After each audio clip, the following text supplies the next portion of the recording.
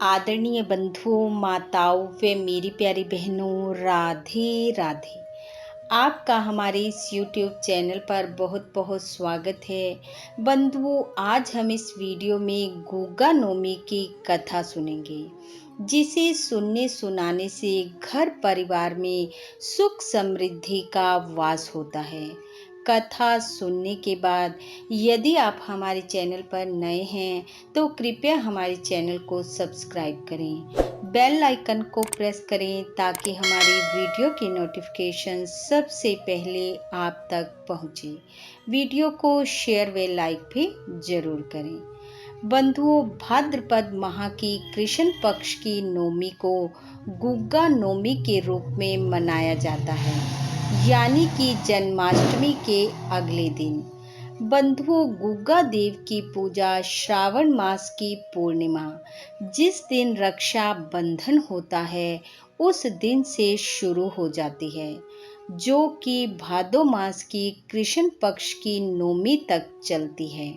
इसलिए इसे गुग्गा नवमी के नाम से जाना जाता है। गुग्गा देव को नागों के देवता के रूप में पूजा जाता है, इसलिए इस दिन गुग्गा देव व नागों की पूजा की जाती है। इस दिन महिलाएं दीवार को गेरू से पोतकर कच्चे कोयले को कच्चे दूध में घिसकर दीवार पर नागों की आकृति बनाती हैं। फिर रोली मोली चावल से उनकी पूजा की जाती है। कच्चे दूध के छींटे मारे जाते हैं। गुलगुले, पूरी, चूरमा बनाकर भोग लगाया जाता है। कुछ लोग कच्चा नारियल और सेवियों की खीर बनाकर भोग लगाते हैं। पूजा करने के बाद गुग्गा देवता की कथा सुनी जाती है। गुग्गा कथा को गाने वाली मंडलियां घर घर जाकर गुग्गा देवता का गुणगान करती हैं। इस दिन गुग्गा मणि की मिट्टी घर पर लाकर रखने से नागों के भय से मुक्ति मिलती है। मान्यता के अनुसार जो गुग्गा देव की पूजा करता है, मणि की मिट्टी घर पर लाकर रखता है, गुग्गा देव की कथाओं का श्रवण करता है, वह नागों के भय से तो मुक्त होता ही है, साथ ही उसके घर पर नाग देवता की कृपा से सुख समृद्धि व खुशहाली बनी रहती है। आइए अब सुनते हैं गुग्गा देव की कथा। प्राचीन कथा के अनुसार राजस्थान के ददरेवा पर राजा जेवर शासन करते थे। उनकी 2 रानियां थीं, जिनके नाम काछला और बाछला था। दोनों रानियों की कोई संतान नहीं थी। एक दिन गुरु गोरखनाथ राजा जेवर के राज्य में आए और उन्होंने शहर से बाहर अपना डेरा डाल लिया। गुरु गोरखनाथ जी का एक शिष्य, जिसका नाम घनेरिया था, भिक्षा मांगने के लिए शहर के भीतर गया और भिक्षा मांगने के लिए वह राजा जेवर के महल में पहुंच गया। रानी बाछला ने शिष्य को भिक्षा के रूप में बहुत सा धन देना चाहा, लेकिन शिष्य ने कहा उसे धन की नहीं, बल्कि उसे इतना अनाज चाहिए जितना उसका पात्र है। रानी बाछला ने अहंकारवश कहा, हमारे महल में तो अनाज के भंडार भरे पड़े हैं, तुम्हारे इस भिक्षा पात्र में कितना अनाज आएगा।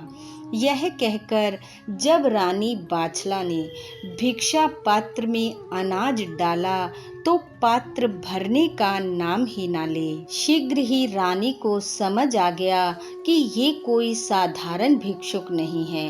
वह उसके चरणों में गिर पड़ी और बोली, मेरी कोई संतान नहीं है, मुझ पर कृपा करो, मुझे संतान की प्राप्ति हो जाए। तब शिष्य ने कहा, हमारे गुरु गोरखनाथ जी तुम्हारे राज्य में आए हुए हैं, तुम कल सुबह उनसे जाकर मिलो, वह तुम्हारी मनोकामना अवश्य पूरी करेंगे।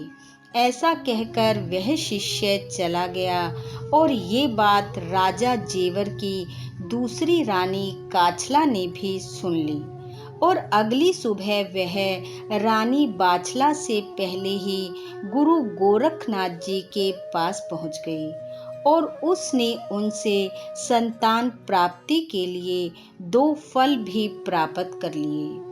कुछ देर बाद जब रानी बाछला गुरु गोरखनाथ जी के पास पहुंची और संतान प्राप्ति के लिए फल की मांग की तो गुरु जी को सब बात समझते देर न लगी।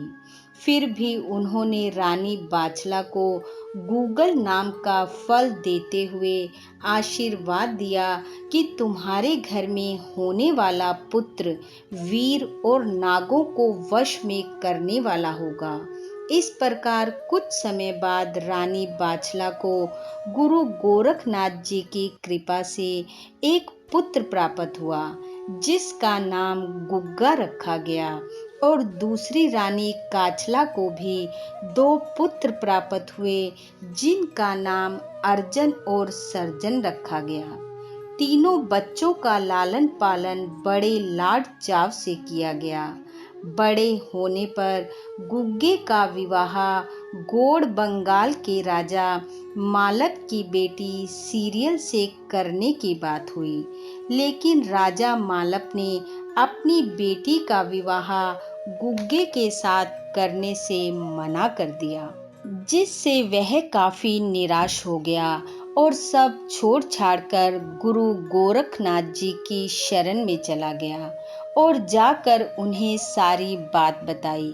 गुरु गोरखनाथ जी ने कहा, तुम चिंता मत करो, मेरा आशीर्वाद तुम्हारे साथ है। कहते हैं तब गुरु गोरखनाथ जी ने वासुकी नाग को आज्ञा दी कि वह राजा मालक की बेटी पर जाकर अपने विष का प्रहार करे। गुरु की आज्ञा पाकर वासुकी नाग ने सीरियल पर अपने विष का प्रहार कर दिया।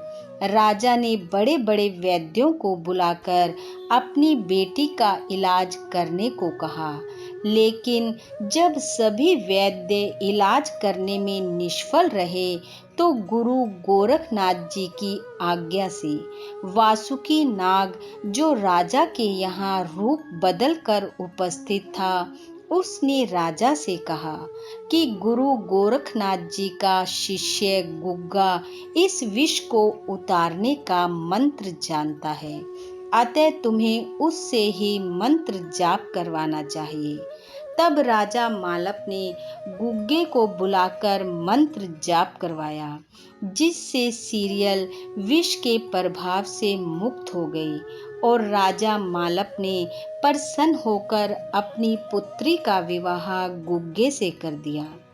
जब गुग्गा बंगाल से विवाह करके वापस लौट रहा था तो रास्ते में उसके दोनों सौतेले भाइयों अर्जन और सर्जन ने राज्य हड़पने के लालच में आकर गुग्गे पर आक्रमण कर दिया और उसे मारना चाहा, पर जिस पर गुरु गोरखनाथ जी का आशीर्वाद हो उसका कोई कुछ नहीं बिगाड़ सकता। गुग्गे ने शीघ्र ही उन दोनों को मार दिया और अपनी पत्नी सहित घर पहुंचा, लेकिन जब रानी बाछला को पता चला कि इसने अपने ही भाइयों को मार दिया है तो उसने उसे घर से यह कहकर निकाल दिया कि अब वह दोबारा उसे अपनी शक्ल ना दिखाए।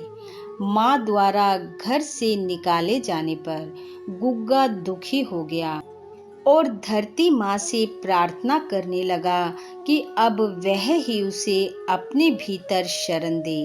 तब धरती माँ ने कहा कि मैं सिर्फ मुसलमान को ही अपने में समाने की इजाजत देती हूँ, तो हिंदू है और हिंदू धर्म के अनुसार तो अग्नि दी जाती है।